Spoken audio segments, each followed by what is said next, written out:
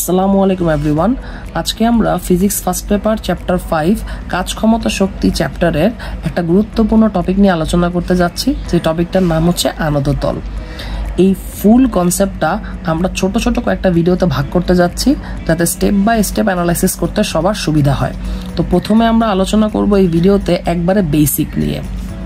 বেসিকটা হচ্ছে এরকম, একটা বস্তুকে যদি আমি এই এ বিন্দু থেকে মুক্তভাবে নিচের দিকে পড়তে দেই, তাহলে বস্তুটা কত বলের নিচের দিকে পড়বে।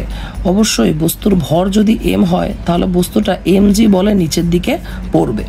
কিন্তু প্রশ্ন হচ্ছে, বস্তুটাকে যদি নিচের দিকে পড়তে না দিয়ে এসি তল বরাবর নিচের দিকে পড়তে দেওয়া হয়, সেক্ষেত্রে কি হবে? সেক্ষেত্রেও কি বস্তুটা mg বলে নিচের দিকে পড়বে? অবশ্যই না। তাহলে আমাদের প্রথম ভিডিওর পারপাসই হচ্ছে এইটা, যে বস্তুটাকে যদি আমি নিচের দিকে ছেড়ে দিই এসি তল বরাবর, তাহলে সে কত বলের নিচের দিকে পড়তেছে সেটাকে ফাইন্ড আউট করা। তো আসুন সেটাকে আমরা ফাইন্ড আউট করি। ওকে, আমি আগের চিত্রটাকে একটু জুম করলাম যাতে বুঝতে সুবিধা হয়। আর যেহেতু এটা একটা আনত তলের কনসেপ্ট, তাহলে এখানে ডেফিনেটলি একটা অ্যাঙ্গেল আমাকে কনসিডার করতে হবে প্রথমে, সেটা হচ্ছে থিটা। বস্তুটার ভর হচ্ছে এম। এখন আমরা জানি একটা বস্তুর ওজন সবসময় কাজ করে হচ্ছে নিচের দিকে, তার মানে এম ভরের যে বস্তুটা, তার ওজন mg কাজ করতেছে ঠিক এই বরাবর। ওকে, এখন এসি যদি আমাদের তল হয়, তাহলে এই এসি তলের উপর এই যে ভেক্টর রাশিটা আমরা দেখতেছি, সেটা কি লম্বভাবে আছে? মোটেও না, সেটা কিন্তু তির্যকভাবে অবস্থান করতেছে। অর্থাৎ এইটা হচ্ছে আমাদের তল আর এইটা হচ্ছে আমাদের ভেক্টর রাশি। তার মানে অবশ্যই এখানে একটা অ্যাঙ্গেল তৈরি হয়েছে, যেটা মোটেও 90 ডিগ্রি না। আর সেক্ষেত্রে আমরা যে কাজটা করতে যাচ্ছি সেটা হচ্ছে, একটা ভেক্টর রাশিকে সাধারণত আমরা দুইটা লম্ব উপাংশে ভাগ করি। তাই এই mg যে বলটা আছে, এটাকেও আমরা এখন দুইটা লম্ব উপাংশে ভাগ করতে যাচ্ছি।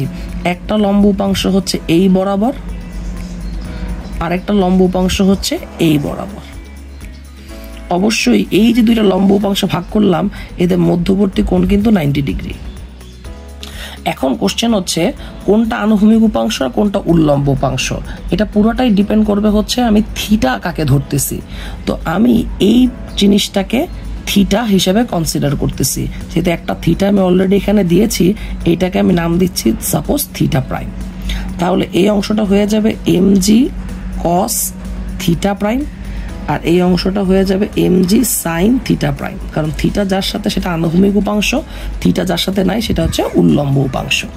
ওকে, তো তার মানে একটা বস্তুকে যদি আনত তল বরাবর ছাড়া হয়, মানে এম ভরের বস্তুকে যদি এই বরাবর পড়তে দেওয়া হয়, তাহলে এই বরাবর কোন বলটা কাজ করতেছে? mg sin থিটা প্রাইম বলটা কাজ করতেছে। তার মানে একটা মুক্তভাবে পড়ন্ত বস্তু mg বলে নিচের দিকে পড়তেছে, কিন্তু আনত তল বরাবর পড়ন্ত বস্তু mg sin থিটা প্রাইম বরাবর নিচের দিকে পড়তেছে। কিন্তু কনসেপ্টটা এখানেই শেষ না। তার রিজন হচ্ছে, এই যে অ্যাঙ্গেলটা থিটা প্রাইম, এটা কখনোই প্রশ্নে দেওয়া থাকবে না, বরং প্রশ্নে সবসময় এইখানে অথবা এইখানে থিটার ভ্যালুটা দেওয়া থাকে। তো এইখানে একটা দারুণ জিনিস আমরা জানতে পারবো এখন, সেটা হচ্ছে এই থিটা আর এই থিটা প্রাইম দুইটাই সমান, দুইটাই একই জিনিস।